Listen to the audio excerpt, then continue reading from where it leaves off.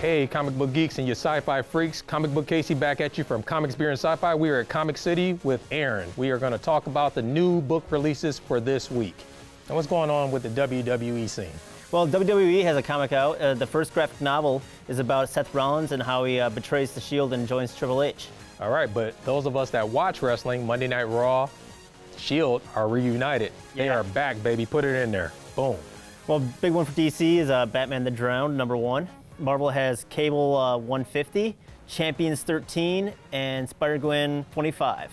And we also got Monsters Unleashed #7. Reason I wanted to bring that up is because we're still celebrating Jack Kirby's centennial year.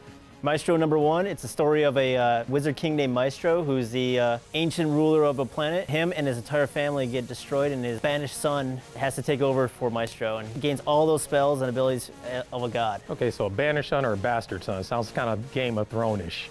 All right, sounds like an interesting story, but I like to touch on the fact that that was created by Steve Skroce, one of my favorite artist creators. That's pretty cool. So that book is worth buying. Next up, Hawk Dap. Incredible Hulk 709. It's the story of Amadeus Cho, the new Incredible Hulk, and it's Awesome Hawk. He's off into space trying to fight the curse that is the Hulk and his anger. He gets a distress call from the planet Sakaar, and Sakaar is a world of gladiators and warriors. Next up, we have an Iron Man book. Yeah, Iron Man 593. It's about a comatose Tony Stark is vanished. His friends and enemies have to decide who wields the power of Iron Man. My vote would be Riri. I think she's doing a good job so far. Who would you pick? I'm all about the infamous Iron Man, Dr. Doom.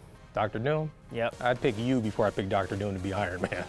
Thor 700 is those combinations between all those other Thor books that have been in the past and brought back to make that 700 issue. It's about Jane Foster Thor and Thor the Unworthy, who is Thor Odin's son. Jane Foster is actually becoming my favorite Thor now, okay? Not just because Natalie Portman portrays Jane Foster in the movies, but I wouldn't mind seeing Natalie Portman as a sexy little Asgardian that I would be worthy of dating.